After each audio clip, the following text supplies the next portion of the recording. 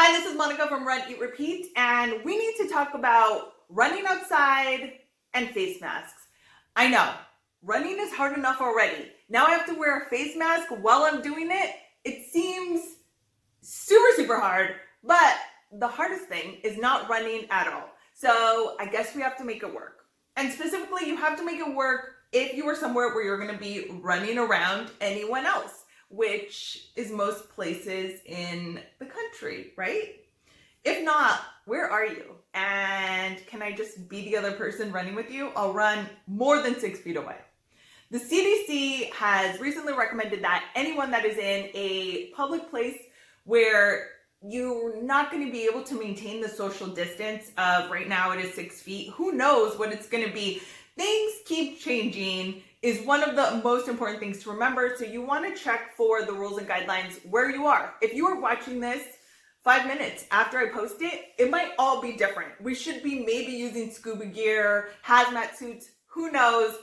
As of right now, the CDC is recommending that anyone that is in a public place where social distance isn't potentially feasible the entire time. So if you're at a grocery store, picking up food at a restaurant, I don't know what else, you should be wearing a cloth face mask. And the suggestions that they have for this mask are that it fits snugly on your face, that it has ear loops or some sort of tie that you can wash it so that you can reuse it, and that there are multiple layers of fabric, and that it allows you to breathe easily, which, again, that's, I think, one of the more challenging aspects of wearing a face mask while you are trying to exercise outside is being able to breathe, right?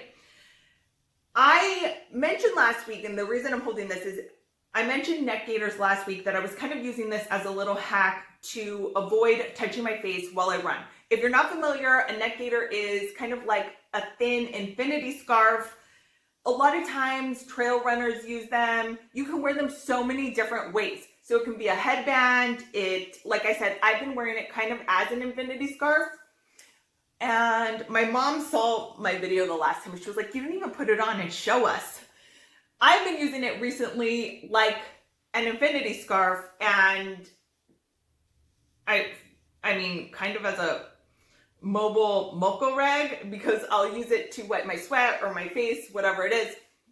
You can also use it, like I said, as a headband. If you're running somewhere dusty, people use it as a mouth and nose cover. You can wear it as a tube top, a whole dress if you're running in Vegas, a belt, I don't know. Probably across your wrist is like a sweatband. The point is, there are a lot of different ways. And potentially you can use it as a face mask. But if you were going to do that, I would suggest that you fold it, because this is only going to be one layer of fabric. If you haven't bought one yet, buy one on the longer side and fold it a couple times so that it meets that multiple layers of fabric suggestion. And two, you can kind of mess with it a little bit if you are folding it yourself, in that you can see how tight potentially you need it, and or how many layers of fabric are realistic for you to be able to breathe through and feel like it is a safe and healthy face mask situation. Ideally, if you can, first and foremost, run where there are not other people around and maintain that social distance. And then this is just an extra little safety net or safety face mask, if you will. But I would potentially put this, if I was wearing it for running purposes, as a face mask right now, fold it and then put it over my nose and mouth. And I'm trying not to talk when I have it on, because it's hard to hear. Even though I'm very loud, that's actually one of my superpowers, is being loud. Thanks. But I am also going to mess with, because I have a bunch of these, making holes in it if it will stay on my ear to make it stay in place. It doesn't always, to be completely honest. And I'm going to kind of mess with a couple of different ways to keep it in one place. I normally run when it's early and there are not other people around, if I see someone else around, one of us will end up crossing the street. This hasn't been a very big issue where I am, and I'm in a suburb of LA. So if I run super early, and there's usually only a handful of people I see the entire time. And most of the time, everyone is very good about giving social distance to each other. But if you are somewhere that is a more highly trafficked area and you want to be extra careful, make sure that you're wearing the mask the whole time. If not, potentially you can just, if you are somewhere around other people, put the mask up, right?